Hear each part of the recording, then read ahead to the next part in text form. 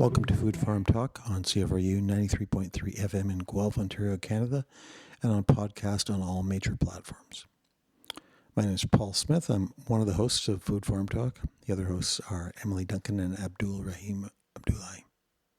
Today on Food Farm Talk on CFRU, we hear from Chief Cadmus Delorme. He's chief of the Cowessess First Nation in Saskatchewan, and he's talking about agriculture, colonialism, and First Nations. We're broadcasting here from the treaty lands of the Mississaugas of the Credit First Nation of the Anishinaabe Nation. Please follow our podcast and our Twitter, Instagram, and Facebook accounts.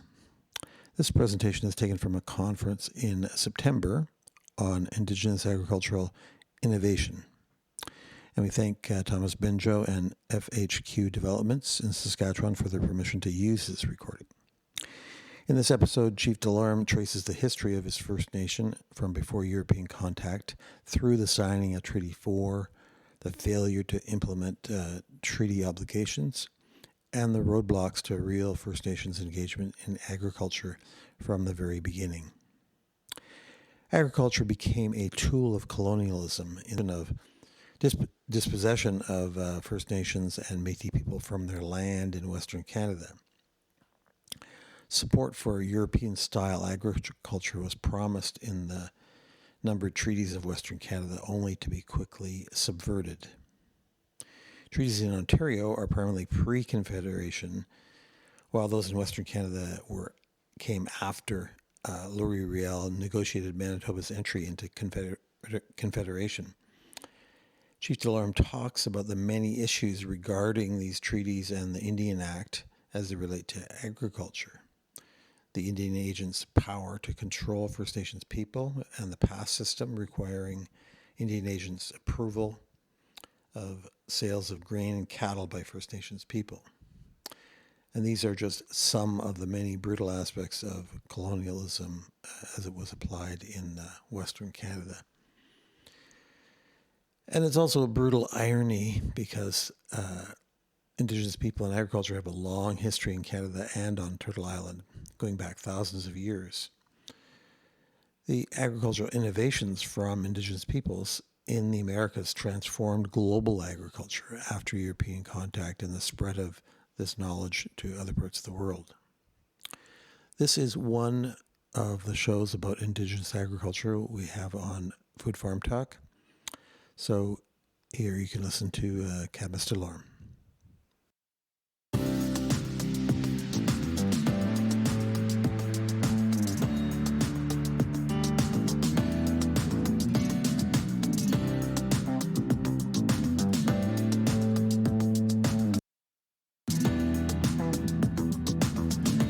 Good day. My name is Chief Cadmus Delorme. I'm the chief of the Cowessess First Nation. I give thanks to the ones that lifted prayer this morning for us to start today in a good day. My presentation for the next 40 minutes is to explain the history, the contemporary issues and opportunities that Cowessess First Nation has been enduring in the flow of grain farming and cattle farming. Cowessess First Nation, we are Southeast Saskatchewan location. This year, we are currently farming 4,500 acres of barley, oats, and wheat. We have 200 head of Black Angus cattle, and we have over 32,000 acres of agriculture land today. Our population is 4,300 people. People ask why Cowessess First Nation is such a big nation. I like to respond, it's because we're sexy and we know it, that's why we're such a big nation. The history of Cowessess, a Treaty 4 nation, signator in 1874, September the 15th. Today, entering the agriculture industry is no easy task. But what I would like to share with you is, what is the history of agriculture? What are the opportunities for agriculture for one First Nation in this country? And why was Cowessess not a part of this growth as what it was supposed to have been at the treaty signing, treaty promises, and the growth after treaty? What I'm going to talk about is truth. There's going to be some specific truth and timeline of what happened.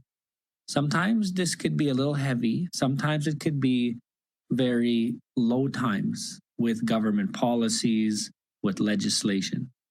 But I want you to know that we inherited this. No one today created these kind of policies, but we must know the truth in order to persevere into reconciliation.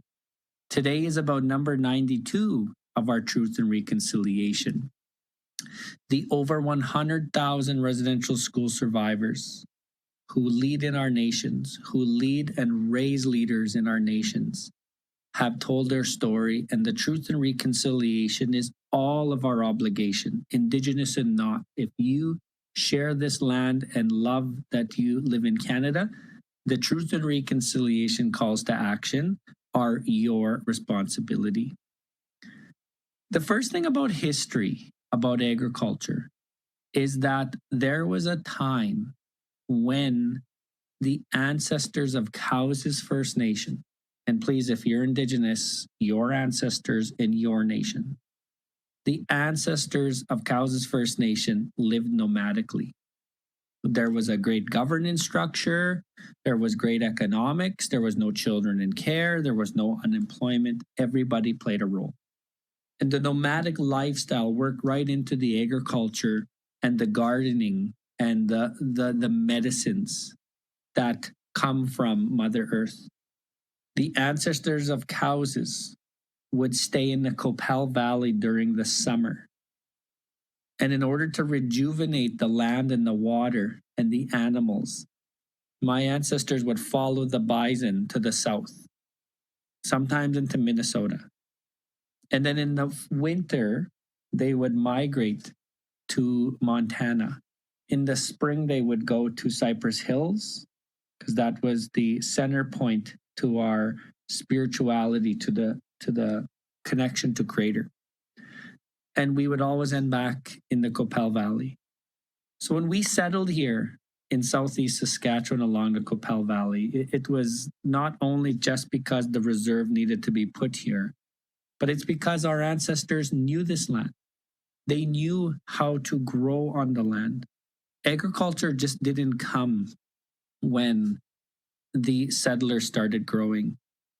The Indigenous people have farmed this land and are the first farmers on this land pre-treaty. That's not talked about enough. And so when you want to go into history and you want to talk about the first farmers on this land, always remember Indigenous people were the first farmers on this land. The history of Cowessess, when it comes to agriculture, our signatory chief, his name was Cowessess. Cowessess means little child in English. When I say Cowessess, I mean Cowessess. It was miswritten down at treaty. Today we're proud of Cowessess, but Cowessess was our signatory chief. Cowessess wanted to settle in Cypress Hills after treaty. He knew with his followers that agriculture was our future. And so at that time, Cypress Hills was a connection to the Creator. That's where our spiritual legendary stories of how we came to Mother Earth, our creation story, came from Cypress Hills. So in 1875 to 1879, Chief Cowessess and his followers started breaking the land in Cypress Hills for agriculture. And Canada started investing with a farm agent and tools that were promised at treaty. Now, the first clause that happened in this promise to help transition was the farm agent was not technically a farm agent. He was a bureaucratic friend of the Minister of Indian Affairs at the time, of the Interior. And so the farm agent was not a valid farm instructor.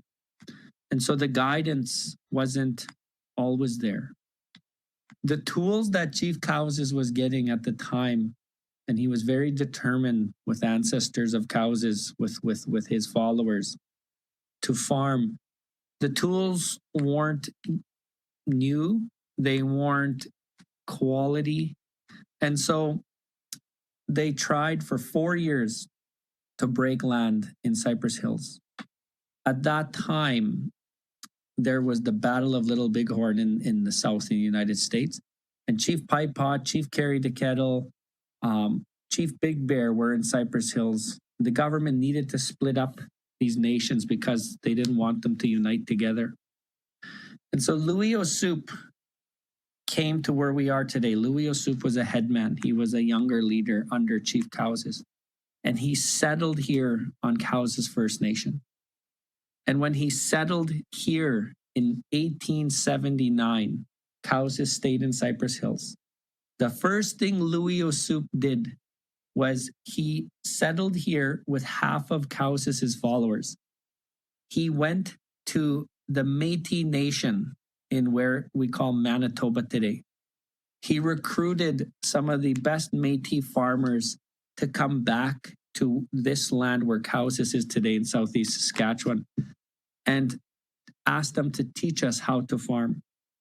And so these Métis farmers came and settled with Cowessess. Today there's descendants of these Métis, so Cowessess has some history of Métis. Chief Cowessess eventually got tricked to come and stay here and live here for the remainder of his days with the rest of his followers and left Cypress Hills. When Cowessess settled here in 1881, again started breaking the land, started to develop agriculture. We, at the time in our oral stories, it was now time to stop and pause that nomadic way of life. The buffalo depleted our only resource for decades before, centuries before. So agriculture was going to be our new economic drive. And so when Cowessess settled here, again, the farm instructor, the farm agent that came here wasn't technically a technical farm agent. It was a friend of the bureaucracy, of the minister. And that farm agent wasn't giving the full instructions. And Chief Cowessess, Louis Osoup, and the Cowessess people were determined to be farmers. And so when they started to break the land where Cowessess is today, the tools weren't always the strongest of tools. They weren't new tools. They weren't given the proper of what was promised at treaty to transition to a new agriculture ways. But the Cowessess people were determined. And so they broke the land. In 1883, Chief Cowessess was very upset. He was already older. And he told the government official at that time that they're breaching treaty because they weren't giving them the proper agriculture tools that were promised for sharing this land. Wasn't a handout, we share this land. And so Chief Cowessess, in frustration, took off his treaty medal, gave it to the government official, and gave him back the Union Jack flag, the crown flag, and said, "You're not implementing treaty, you're not providing the right agriculture tools. So I am giving this back to you." And so at that time, it showed that Cowessess people were ready for agriculture. And we were already being pushed out of something that we wanted to be involved in. Chief Cowessess passed away in 1886, but Louis Osoup became chief after that. And the Cowessess people continued to break land, to become farmers, as was the plan when the buffalo were no more. There are on record speeches of the local MP in 1890 saying the following: "If it came between the Broadview Canadians, which is the local town, and Cowessess Indians, I would choose the Broadview Canadians to make sure that they succeed. And so as 1885 came and gone, the pass system started on Cowessess. At that time, Cowessess people were starting to win crop prizes and competitions. They used to have competitions for the best crops. Cowessess people were winning these crop competitions, even though their tools were limited, and sometimes what the government was offering them was not always up to par. Sometimes the technology was actually reversed. As technology grew in agriculture, Cowessess people were given the opposite. Cowessess people were also winning in the cattle competitions around 1885 to 1890. At that time, the settlers, Canadians, were starting to be jealous of Cowessess winning. And so they started implementing the pass system. Cowessess farmers couldn't take their crops in until all the settlers sold their crops to the pool first. Cowessess people couldn't take their cattle to the market until all the settlers took their cattle to the market first. So you can already see by 1885, the Indigenous people were already getting set up for failure by the then government of Canada. And so Cowessess people persevered.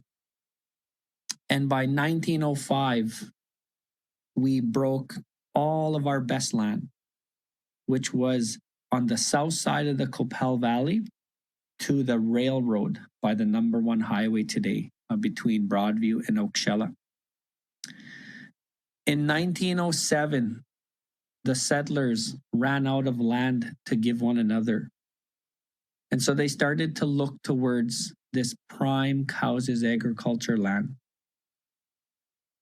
And what came of it was what we call today the 1907 land surrender, an illegal surrender, taking a third of the best Cowessess farmland in 1907.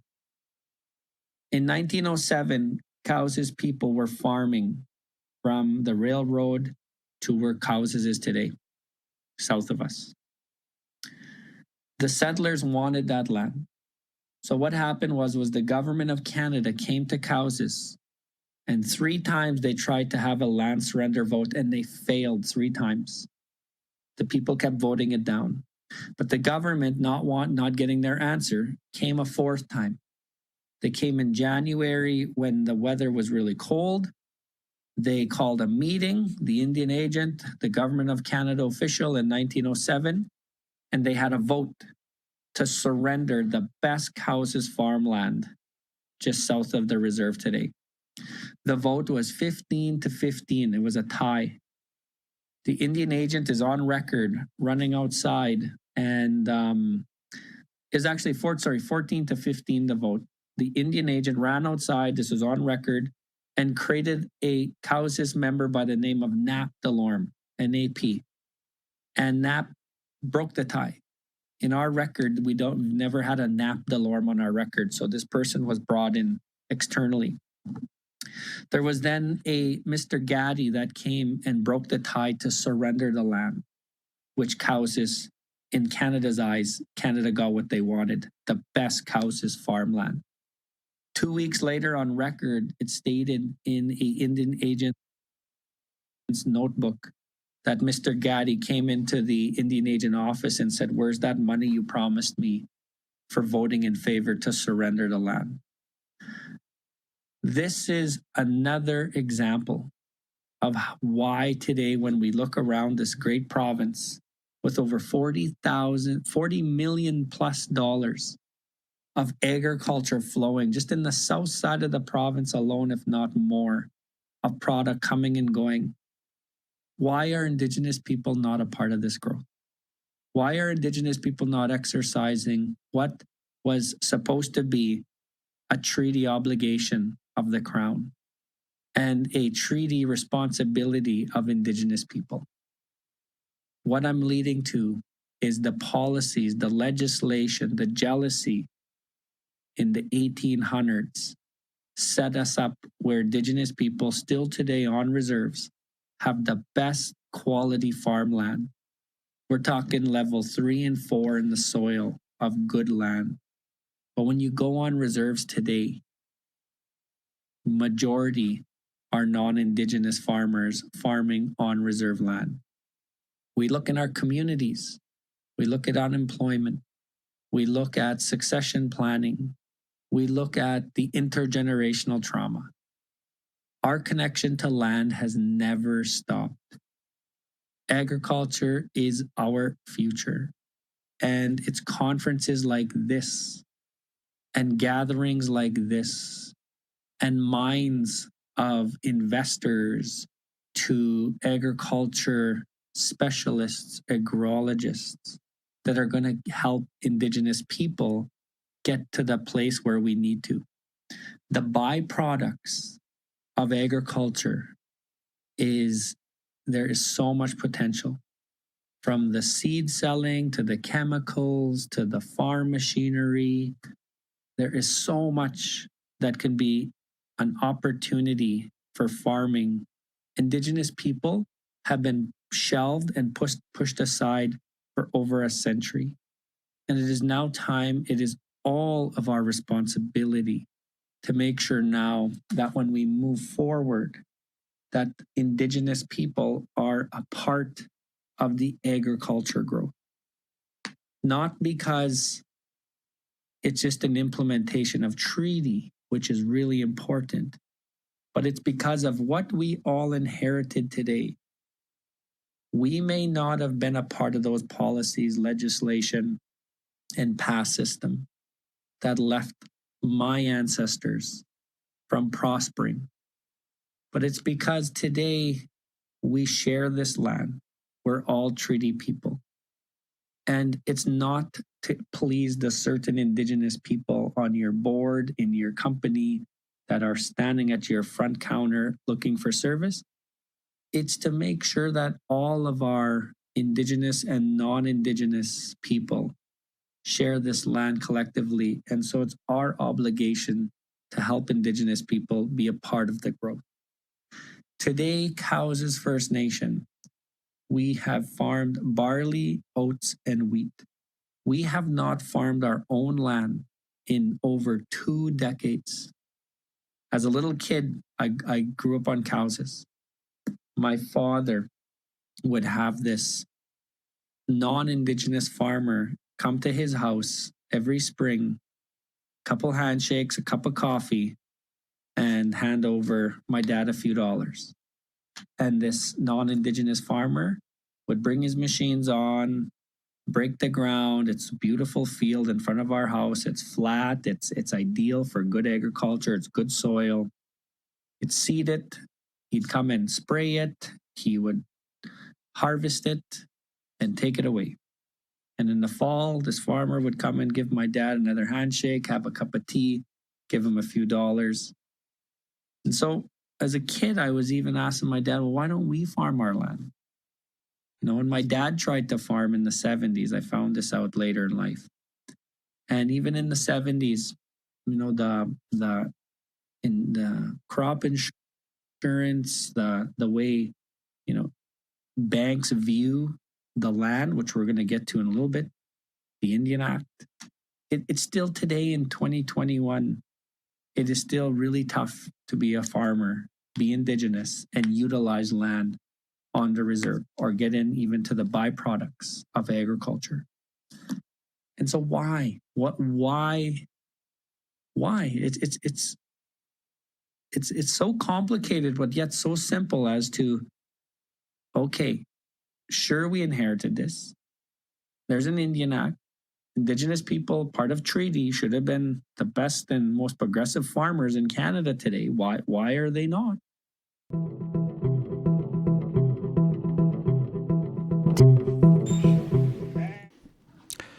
Thanks for tuning in to Food Farm Talk on CFRU 93.3 FM in Guelph and on podcast.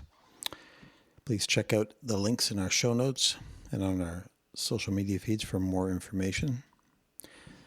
The history of agriculture and Indigenous people in Canada provides an example of the high level of detail of colonial policy that was used to suppress Indigenous people and prevent their success in agriculture. This is very well documented in the historic literature, but very poorly known among the public. Improving public understanding of the true history is in keeping with many of the calls to action put forward by the Truth and Reconciliation Commission. That is the duty of media outlets like CFRU and Food Farm Talk. That responsibility is referred to into the calls to action 84 to 86. Our next episode will feature Cadmus Delorme talking about his First Nations effort to enter the agricultural business over the last couple of generations and the success they are now achieving. This helps us reflect on Call to Action 92 that urges equitable access to jobs, training, and education opportunities in the corporate sector, and that Aboriginal communities gain long-term sustainable benefits from economic development projects. Again, we thank Thomas Benjo and FHQ Developments in Saskatchewan for their permission to use this recording. And we urge you to please tune in again for another episode of Food Farm Talk.